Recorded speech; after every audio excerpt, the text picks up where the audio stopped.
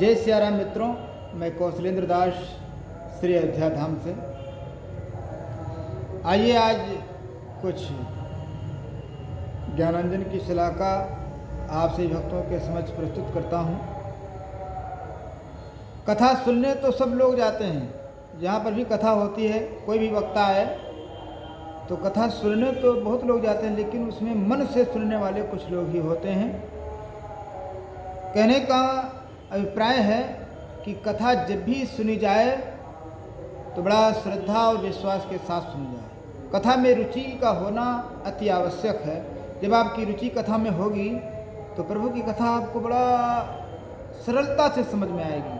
और कथा में जब आपकी रुचि नहीं है, मन नहीं है, लगाव नहीं है, कथा से श्रद्धा नहीं है, कथा में आस्था नहीं है, तो आप कथा पंडाल में जाएंगे, वहाँ बैठेंगे, आपका समय व्यर्थ में जाएगा।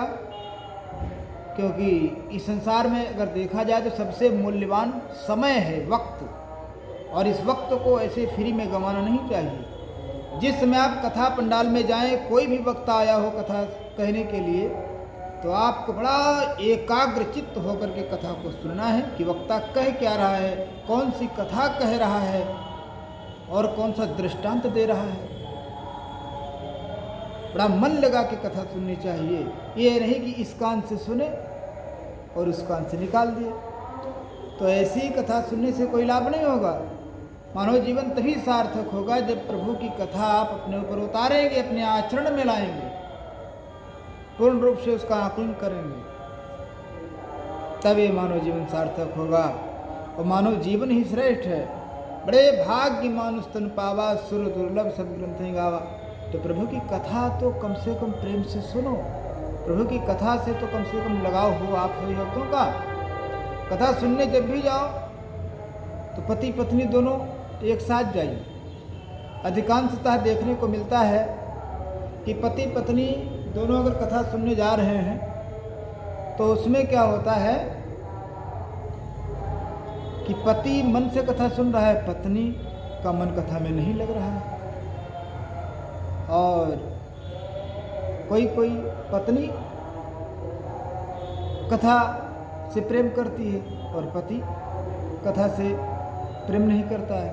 तो ये बात अच्छी नहीं है। पति पत्नी दोनों एक समान प्रभु की कथा सुनो, दोनों की रुचि होनी चाहिए, तभी कल्याण होगा और पति पत्नी का प्रेम भी सार्थक होगा। जैसे गोस्वामी जी मानस में व्यक्त करते हैं, जिस समय एक बार त्रेता युग माही, शंभु गए कुंभज रिस्पाही।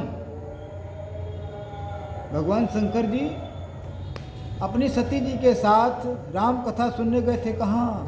अगस्त्य ऋषि के आश्रम पे। आप लोग क्या करते हैं, गांव में कथा होती है फिर भी नहीं जा पाते, और अगर दूर कथा हो तो आप लोग जा ही नहीं पाएंगे। गांव में कथा कम से कम हो तब तो सब लोग एकजुट होकर के आइए एक साथ। भगवान शंकर कितना दूर गए थे सती जी के साथ कथा सुनने के लिए। एक बार त्रेता युग माही, शंभु गए कुंभज रिस्पाही। कथा सुनने के लिए राम जी की कितना दूर गए थे। लेकिन देखिए वहां पर भगवान शंकर राम जी की कथा प्रेम से सुनते हैं, लेकिन सती जी का मन नहीं लगता है कथा में, क्योंकि उनके अंदर ईर्ष्या है कि हमारे स्वामी से बड़ा कोई है ही नहीं। हमारे स्वामी की कथा सुनाओ तो हम सुने। हमारे स्वामी देवादेव महादेव हैं, इनसे बड़ा कोई है नहीं। इनकी कथा तो ये ऋषि लोग कहते नहीं हैं, तो हम और किसी की कथा क्यों सुने। शंकर जी बड़ा प्रेम से सुन रहे हैं। तो गोस्वामी जी व्यक्त करते हैं, जिस समय कथा सुनाते हैं अगस्त्य ऋषि जी, तो बड़ा श्रद्धा के साथ भगवान शंकर जी कथा को सुनते हैं। गोस्वामी जी कहते हैं कि राम कथा मुनि बरजे बखानी, हो राम कथा मुनि बरजे बखानी। सुनी महेश परम सुख मानी, सुनी महेश परम सुख मानी। राम जी की कथा को बड़ा विस्तार से अगस्त्य ऋषि ने शिव जी को सुनाया, तो सुनी महेश परम सुख मानी। सती जी ने नहीं सुना, शिव जी ने ही परम सुख मान करके राम जी की कथा को सुना, उनका कल्याण हुआ। और सती जी ने कथा नहीं सुनी, ईर्ष्या किया कि राम की कथा हम क्यों सुने। कहते हैं ये बहुत भयानक बीमारियां हैं,